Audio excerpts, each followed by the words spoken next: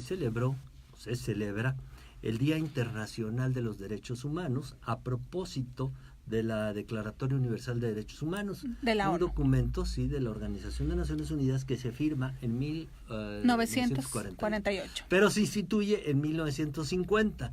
Entonces estamos llegando a los 70 años. No quisimos pasar desapercibida esta fecha por la importancia del tema. La discrepancia, decíamos, que hay en las declaraciones y ordenamientos, no solamente de los acuerdos internacionales, yo creo que en cualquier constitución, en cualquier ley fundamental de los países existen estas supuestas garantías. Pero digo la discrepancia porque hay una gran distancia entre lo dicho y el hecho.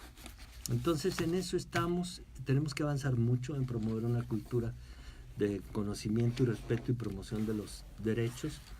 Y insistimos, estamos aquí con algunos de los integrantes de la Comisión Estatal de Derechos Humanos, con Claudio Montoya, que recibimos nuevamente aquí en este segmento, y con nuestra amiga invitada, que no me aprendí su nombre. Fabiola Valderas. Fabiola, muchas gracias por estar. Usted está encargada de capacitación y promoción de esto. Así es, y del es nuestra responsable del programa Migración sin Distinción. Bueno, mira, nada más. Con ese tema cerramos el segmento, nos quedamos en ese tema anteriormente. Pero yo quisiera regresar a los conceptos. Fíjate, estaba leyendo otra vez el artículo primero. Todos los seres humanos nacen libres e iguales en dignidad y derechos. Y veo aparecer la palabra dignidad en varias partes. Es incluso desde donde viene el preámbulo o justificación, se habla mucho de dignidad. Un término complejo, porque es difícil, ¿no? Como que de establecer qué es la dignidad del ser humano. Bueno, yo tengo entendido que la dignidad es más que nada basarnos en el bienestar social, que se pueda alcanzar la felicidad o una calidad de vida de acuerdo al contexto que la persona desea y también que el contexto social te permite. Si la situación es muy de mucha vulnerabilidad, entonces ahí no se puede alcanzar del todo el bienestar social o la dignidad humana, pero por eso se trabaja para mejorar esos espacios. Pero siempre y cuando yo considero que es usos y costumbres de la persona y de acuerdo a su concepto de calidad de vida. Mira, la dignidad la aportamos los seres humanos, igual que los derechos humanos. Yo creo que es casi lo mismo, ¿no? Casi lo mismo, pero es cuando, mira, yo puedo ser indigno cuando me comporto, ¿verdad?, de una manera como si no fueras humano. No respeto las leyes o normas o la moral existente. ¿Por qué? O la cultura, ¿verdad? Cuando yo no respeto mis formas, que la cultura, que la familia me ha ido, empiezo a perder esta dignidad. Pero solamente que yo violente en grado extremo el derecho de los demás, puedo perderla. Ok, eso en un sentido negativo. Es decir, donde no soy. Donde sí soy, donde soy un ser humano. Que me comporto. Con la empatía. Hacia los demás. Hacia los demás. O sea, la empatía es un don también que si todos sabemos qué es y todo el mundo lo tenemos, pero hay veces que nos cuesta mucho utilizar. Pensar, sentir con el otro. Y es una cuestión, claro, profunda, de reconocimiento del otro, porque el otro también es un ser humano, igual que yo. Bifo, como una extensión viva de nosotros mismos. Exacto. Pero ese semejante, que es a la vez de mi especie y de mi naturaleza, es también otro, que en términos del neoliberalismo capitalista puede ser un rival. Un rival es a competencia. Cuando salimos todos los días a ganarnos el pan, como triunfadores o perdedores según las nuevas costumbres, porque además hemos perdido muchas garantías. Y ese otro semejante al que vamos a vencer, pues difícilmente lo vamos a ver con empatía. Voy llevando las cosas al extremo, Claudio, para que se vea lo complejo que es hoy en día tener una solidaridad, un sentimiento solidario hacia los demás y trabajar por el bien común cuando existe este clima de competencia. Es una de las cosas que además tienen que ver con derechos humanos. Por eso te decía yo, derechos humanos ante qué, por ejemplo, ante la política económica. ¿Cómo lidiar con eso? Cuando estos ordenamientos sí nos dicen que hay derecho a la libertad, derecho a la elección. Tendríamos que ver los dos tipos. O sea, los derechos que no se ven. Libertad, honestidad, vida. O sea, los que racionalmente están puestos jurídicamente en la Constitución. Y los otros, ¿verdad? Uh-huh. Donde dame salud, dame educación, el ingreso, la alimentación, medio ambiente, ¿verdad? Esos son un tanto tangibles. Porque no tengo salud y atentas en contra del otro derecho que no se ve, que es la vida, que está en el artículo 1 constitucional. Sí, es que tú dices, todo mundo, independientemente de raza, género, posición política, social, ideológica, edad, etcétera, tiene derecho a, y ahí viene la lista, la salud. ¿Quién te la garantiza hoy en nuestros días? Es precisamente tema que vamos a tocar en el próximo programa. Aquí a las 4 de la tarde. Ahorita en un ratito más. Asistencia social, Sí. en México. O sea, y eso lo define muy claramente la ley de salud. O sea, el Estado, ¿verdad?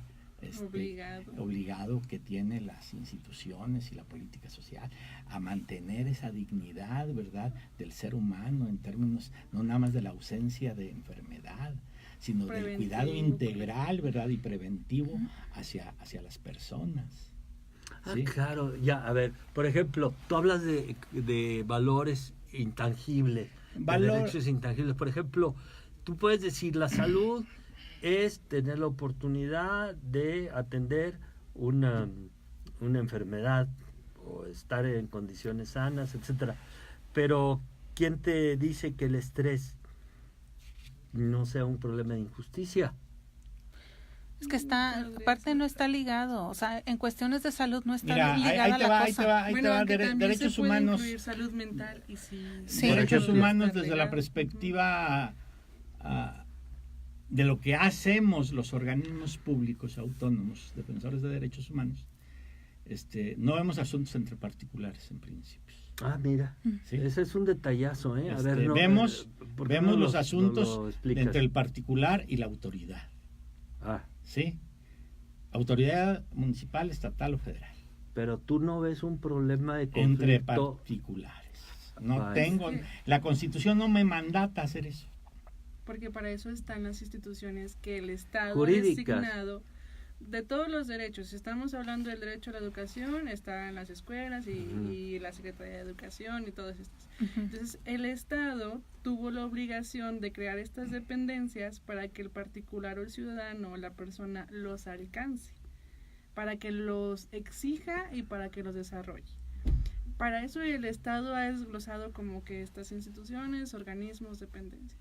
Entonces nosotros como organismo autónomo vigilamos que el Estado cumpla con esas funciones. Por eso es que no nos podemos meter en cuestiones particulares, porque el Estado está obligado a resolver, a garantizarlo, a proteger. Sí, a ver, ya te entendí. Por ejemplo, es como lo del caso del bullying y eso. Artículo en el bullying. A ver, el 5 dice que nadie deberá ser torturado ni tener tratos crueles,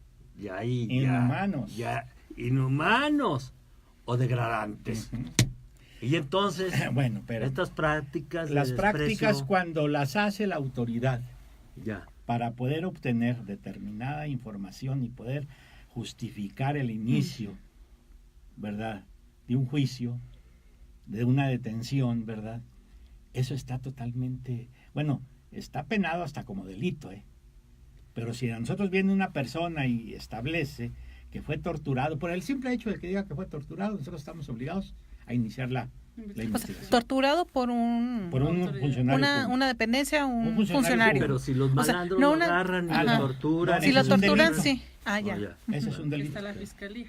Sí, va una señora que entonces, ama de casa y dice, ay, perdón, una doméstica, es que la mi señora me sacó la lengua. Hay problemas ahí entre hizo particulares. Ahí no entra. No, discúlpenos, señora, pero eso lo tiene que resolver con un juez de paz, como era anteriormente. Sí, con los medios alternos, no sé ¿verdad?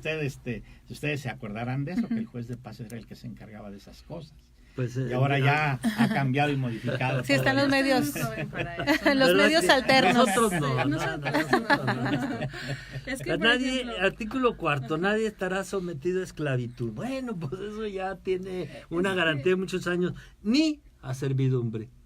Pero tenemos prácticas, serviles, no, y de esclavitud. Y de esclavitud. Sí, y de sometimiento, y de trata de blancas, y de explotación a menores. Todo lo que y de explotación laboral. Todo que eso, claro. Laboral, migración. Las jornadas de 12 por 24 y no sé qué tantas cosas. Trabajo sexual, drogadicción. O sea, es un molote de cosas que se juntan, en donde aparece la tortura, en donde aparece la denigración, todas estas cosas que nosotros vemos degradantes en el ser humano. Cuando se vinculan estos elementos, ¿verdad? Es evidente que ahí existen. Nosotros hicimos trabajo en la zona de tolerancia. Que ya está muy mermada, ¿no? Porque pues, el concepto de prostitución que se yo dejé de ir extendió. como de hace 10 años. No te creas. Yo creo que más, Claudio, porque no, sí, ya esas son prácticas pero de iniciación el modelo preparatoria, ¿no? No, sí, no, pero ya no pero estaban. Hace mucho que visitó pero te eso. digo que hicimos todo un proyecto con Aida. Con Aida García, Vadillo. Aida García chavas Vadillo. de la Escuela de Trabajo Social. Sí. Y logramos en principio que pavimentaran el lugar. Bueno. Con la gente. Que se organizaran los loteros o los dueños de los locales. ¿verdad?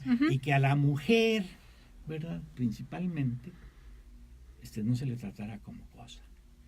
Fuera tarjetas rosas, fuera de migraciones, o sea, mínimamente, vaya, esa gente... Claro, tienen derecho. Está invisible a nosotros. Sí. Entonces, para mí me pareció formidable porque no nos tardamos un año, O sea, 4 o 5 meses se pudo hacer, pero había el apoyo, ¿verdad? Pues de la autoridad y si se sanitaria y municipal. Ah, bueno. O sea, logramos eso, vaya. Oye, Claudio, pero bueno, esas son condiciones de éxito. Yo veo las noticias a diario y detrás de todos esos secuestros y de todos esos crímenes hay unas condiciones de tortura y de trato que, digo, no sé cómo le entran ustedes a tanta cosa. O a qué alcanzan a llegar a asomarse. Nosotros ahorita hemos casi en 5 años y medio, que si tenemos 26 o vamos a completar 27 años, los otros 22 o 21, casi vamos a hacer la misma cantidad de recomendaciones. Ok. Sí, o sea... Esa es la salida del proceso de ustedes. O sea, nosotros hemos Entra hecho... una denuncia y sale una recomendación. No necesariamente, queja, porque cuando entra la queja, todavía se hace la investigación por parte nuestra y puede haber un punto de encuentro, de conciliación, ¿verdad? No vamos a ir a conciliar la violación del derecho humano, sino vamos a hablar de la reposición del daño y de estas situaciones, ¿verdad? Pero casi esas, bueno, pues se dejan, o simplemente cuando la persona quejosa ya no se presenta y se olvida de la queja. Los migrantes están denunciando. Sí. Digo, quejándose. ¿Cuál es la palabra? Quejarse. Queja. ¿Hay quejas de parte de la población migrante? Sí, bastantes. Y van dirigidas a ciertas instituciones. ¿Cómo cuáles? Díganlo. Digo, pues, estamos en un foro abierto. Es ¿no? normal, la mayoría de quejas que llegan son contra el Instituto Nacional de Migración. Pero pues eso no es ni un secreto. La verdad es que ha habido una de abusos ahí que pregúntenle a Pedro Pantoja cómo les llegan Sí. La gente, pero esa es una Pero, por institución, ejemplo, una autoridad. Sí, es lo que ha pasado, es lo que yo creo que pasa por lo que se violentan los derechos humanos. Porque en sí yo creo que que la sociedad en general tenemos un mal concepto, una mala interpretación de lo que es el Estado y lo que es la autoridad o las figuras públicas que sirven para el Estado o para el gobierno. Sí, es correcto, sí. Entonces todos creemos y sabemos, lamentablemente todavía, que algunas personas están como la divina garza y están ahí por dedazo, entonces muchas de las veces no entienden cuál es su función, del por qué y para qué están ahí. Se nos olvida igual a la sociedad en general del por qué y para qué se hizo el Estado y cuál es su función, que al final de cuentas es el bienestar social, y que ahora en la reforma del 2011 se ha ampliado lo que viene siendo el concepto de los derechos humanos. Se ha ampliado, no significa que no estaba, simplemente sea así como bueno, pero eso va a parar muchas veces en incomprensión de parte de la población y en abusos de la autoridad. Exacto. Porque no solamente porque son estos institutos, son las policías locales, municipales, también son las autoridades, los trabajadores de ferrocarriles. Aquí sí hay que a mí me tocó hace 4 años empezar a ver las primeras reuniones de una mesa de trabajo en la Fiscalía de Protección a Migrantes, ¿verdad? Y era la Policía Municipal, y era los Cuerpos de Seguridad del Estado, y era la Federal, y era el Instituto Nacional de Migración. Al menos en Saltillo, se ha diluido bastante, ¿verdad? Esta agresión hacia los migrantes por parte de algunos cuerpos de seguridad.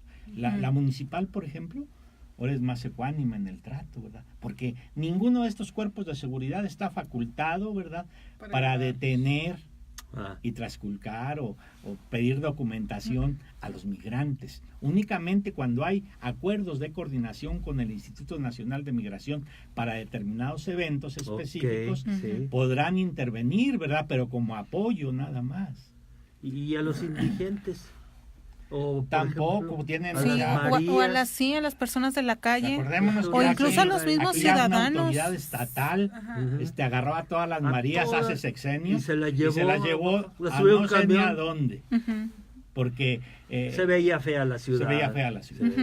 Sí. Porque como ahí en la calle tirada. Yo anoche veía a una pobre mujer con un niño y hacía mucho frío, el aire era muy muy frío y es te da un dolor, hombre, no puedes tú evitar esa empatía ahora sí, de ver una mujer ahí sufriendo, pidiendo caridad. Esa es nuestra sociedad, y ese es un problema de derechos humanos, porque no hay oportunidades de no hay trabajo. Igualdad ni oportunidades. Y todavía vas y la corres, no, que es lo que estábamos viendo con lo de la asistencia social, o sea... Eso es lo que el tema precisamente, que sin dejar de hablar de los derechos humanos, bueno, para que escuchen, asistencia social en México. Y asistencia social que sea efectiva, porque en realidad también cuando se acerca uno, por ejemplo, a esos casos de mujeres, bueno, también hay trata de menores, o sea, a veces ni siquiera ellos son sus hijos y los andan ahí como que para provocar lástima y para sacar, ¿no? Hay una cosa también ahí. Son muchas situaciones. Clones, les digo yo, clones de migrantes, de pedigüeños, de todo, o sea, yo al menos tengo ojo clínico para irlos. Ya sabes, ya de repente más o menos uno se da idea, ¿no? Vemos ahí siempre a la misma persona, ¿no? Sí. Luego vamos cómo va evolucionando su diabetes, ¿no? Ya perdió una pierna, ya perdió la vista. Hay un amigo que yo lo considero mucho del Ejército de Salvación, un morenito. Él yo lo conozco desde que era niño. Mira. Y ha seguido en esa actitud. Ya somos amigos y nos saludamos en los cruceros donde nos encontramos. Sí, y él sigue ahí. Ellos tienen todo un trabajo muy importante. Esas criaturas que harían sin esos recursos. Puedes estar de acuerdo o no con el modelo. No, pero date una vuelta y ahí hay criaturas que están siendo atendidas mal que bien. Están comiendo, que comen bien, que están protegidas. El objetivo se sigue cumpliendo. Que ver por ellas. Y como es hay muchas organizaciones, y es que hay que reconocer a la sociedad organizada. Mira, la sociedad civil y la sociedad social, ahora sí. Los organismos de la sociedad y también las personas a título individual. Tenemos que reconocerles, nosotros todo este año que acaba de concluir, nos dedicamos a fortalecer a la sociedad civil y a las organizaciones sociales, porque ese es el elemento clave. O sea, la promoción de los derechos humanos, si no están depositados en esas organizaciones y en esos organismos, no se podrá desdoblar. Nosotros somos 9 gentes en toda mi área a nivel estatal. O sea, atendemos a 227,000 gentes anualmente. Y es que quieras que no. Claro, entonces, con esa gente es con la que puedes que trabajar, avanzar y multiplicarte. Pero, mira, yo creo que esto tiene que ver incluso con el modelo de participación política, porque el esquema de participación representativa, a final de cuentas, nos hace que una vez terminada cierta campaña electoral nos olvidemos de la política pública y de la participación. Y no participamos en nada, ¿no? Y esto que tú estás mencionando es diferente y no estamos muy acostumbrados a entrarle todo a todos. Yo siempre que puedo recomiendo, usted participe en la sociedad de alumnos, participe en la sociedad de padres, participe en el comité vecinal de su colonia, participe en el grupo en aquí la marcha, de locutores, sí, claro, de radio, de lo que quiera. Es la organización social. Es la organización. Sí, y debata. Para mí, una sociedad que debate es mejor que una sociedad que solo participa. Mientras no sea debate de béisbol, porque no, te golpea y reprime, ¿verdad? Sí, o sea, porque las ideas se tienen que debatir. Bueno, estas son algunas de las ideas con las que nosotros tratamos de celebrar estos 70 años de la Declaración Universal de los Derechos Humanos, un documento que atañe a todo el mundo y que en su artículo primero dice, se los voy a volver a recordar, todos los seres humanos nacen libres e iguales en dignidad y derechos. Eso ojalá y así fuera. Vamos a despedir a nuestro auditorio, no sin antes saludar a nuestros amigos que nos siguen por las redes. Un saludo a Juan Francisco López Estrada, Víctor Manuel García Lemus, un saludo. ¿Dónde está Víctor? Bueno, debería estar en Guatemala, pero sé que está de vacaciones, probablemente en una playa caribeña de alguna parte de América. Sí, luego se dan muchos lujos ellos. Sí. Darío Rubén, gente mucho trabajo. Luis Ángel Mendoza Lascano, Mariano Catase, un saludo, Mari Carmen Duque, Silvia López Tinoco. Agradecemos también al licenciado Claudio Montoya de León, secretario aquí ejecutivo de los Derechos Humanos en el Estado, también a Fabiola Valderas Rodríguez, capacitadora y en la comisión, a Víctor Martínez en los controles, muchas gracias, y lo invitamos a continuar con la programación de Radio Universidad. Ya viene Lori Fuentes con su programa Lumière, donde usted puede escuchar lo mejor de las bandas sonoras del séptimo arte, y terminando, tambitambién los invitamos a continuar con Tu Derecho, se llama, ¿verdad? Su programa. Voz y presencia de la gente con derechos. Voz y presencia. Aquí mismo en Radio Universidad. Muchas gracias por su atención. No, muchas gracias, María. Muchas gracias, Claudio. Y bueno, pues nuevamente te agradecemos por esta gentileza de venir, aparte del tiempo que ustedes tienen que dedicar a los demás y también en radio, darnos este espacio. Muchas gracias, Zaida. Gracias, licenciado. Muy buenas tardes. Hasta pronto.